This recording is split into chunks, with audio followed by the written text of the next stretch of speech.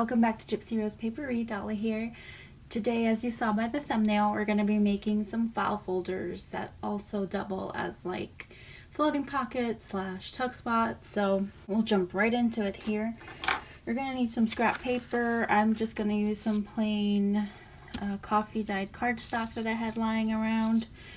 You're going to need your paper cutter, obviously, because we're going to be cutting, or if you're really good at cutting manually, then by all means use a scissor, some glue, and then I'm going to use some ephemera to create a little tuck spot / pocket portion. So I have this one here, and then I also have this really pretty button card by Tsunami Rose, and actually this is from Tsunami Rose too. But what I did was just attach some paper buttons, which I punched out, but I sewed them on like if they were real. So we'll use these two. And so this, or rather these file folders, are to go into my design team project, which I've kind of gotten together but haven't really committed to sewing it in yet. So they have to be, how do I, not wide, but they can't be taller than the width of this, if that makes any sense. So they have to be able to comfortably, hopefully, fit into one of these glassine bags here. So I'm going to go ahead and measure this because I don't want to retrace my steps because of because of my own laziness. So these are one of the few times you'll see me measure.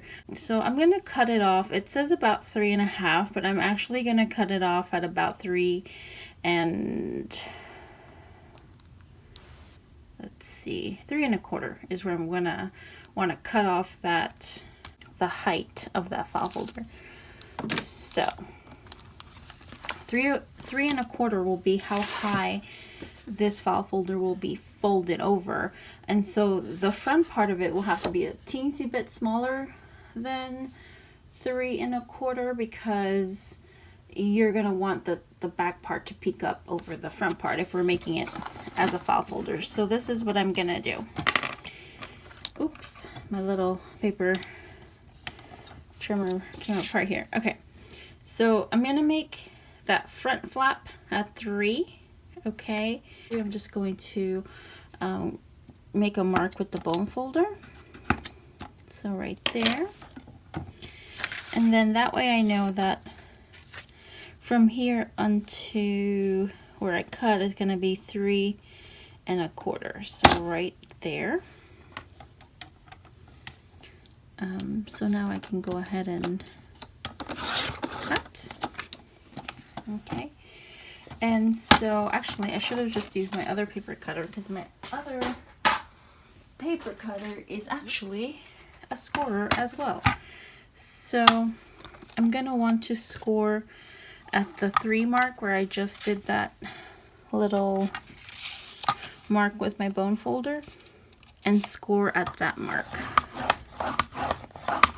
Okay, so there. So we have a little flap, and this is going to be a super easy file folder in that you don't need like the envelope punch or any kind of weird cutting. All I'm going to do though is round the corners, which I'm just going to use my normal corner rounder for that. So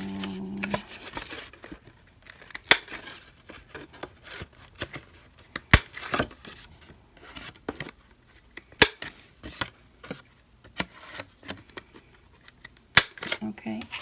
And then you can do one of two things. You can make your own little tab. For example,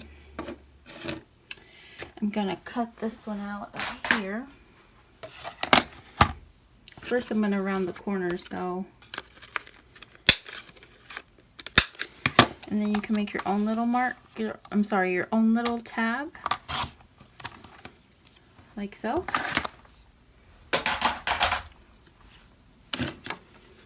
And kind of glue it on, okay? But I'm gonna use my tab punch and just get some pretty paper to kind of add some contrast, so I'll be right back. Okay, so I'm gonna use my tab punch and this gorgeous prima paper, and I don't want to waste it, so I'm just gonna make sure I don't the way through. Right about there should be fine. Okay, and so we have a little tab. But before I do that, I want to go ahead and distress this because it's not as distressed as I would like. Move my other stuff out of the way.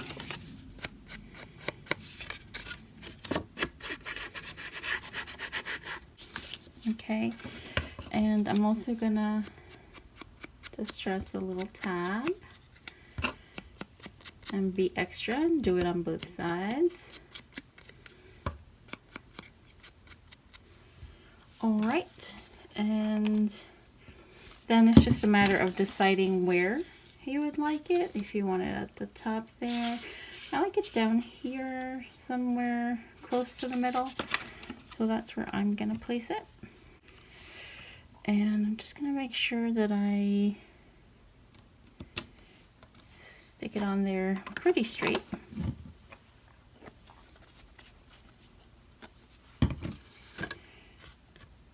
Okay, so it looks pretty straight there. And then you have your little file folder. And so what I'm gonna do as an extra step is, so the file folder is not quite big enough for this, or maybe it's just big enough for this to be added. So I'm thinking I'm just gonna cut a little bit.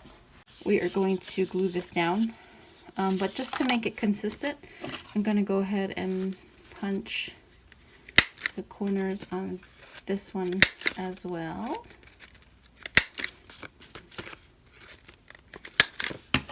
Okay, and so I'm going to glue first just this part. So you're gonna want to glue it like a pocket, obviously. So on 3 sides, the 3 sides that are going to create the pocket. You don't need a very thick layer because we're going to be sewing. So let me get this guy out of the way here. So try to make it as even as you can. Doesn't have to be perfect. So like this.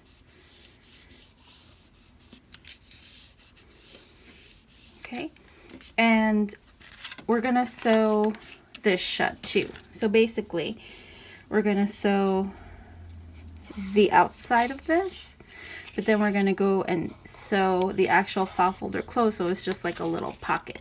So I'm gonna go ahead and do that and come right back. Okay, so here is our little finished, it's a pocket. Okay, you can kind of move around the book. You can attach it with a paper clip, or if you wanted to, see if I can find an empty page here.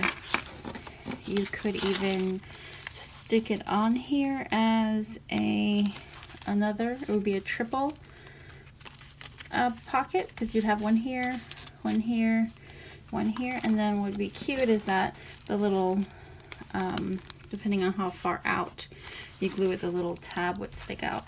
So what I was going to do with this is you can put whatever you'd like in here, but I was going to add some raffia. So you can use it to add textiles to your book, just as like you would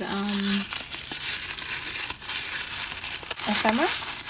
You can put some textiles in there. I'm going to add a little bit of seam binding as well. And my cat has decided that she is going to assist, and I'm going to bring her down. Okay. And in here what you could put is maybe a little glassine envelope, or actually I had ephemera in here somewhere. Hold on. Have a little Hermelinda tag, so I'll stick that in here. But see how cute that is? It's just like a little extra fun pocket that you can kind of move around your journal if you'd like. And so I want to thank everybody who's come by to watch, and I hope this was useful, and I'll see you on the next one. Bye!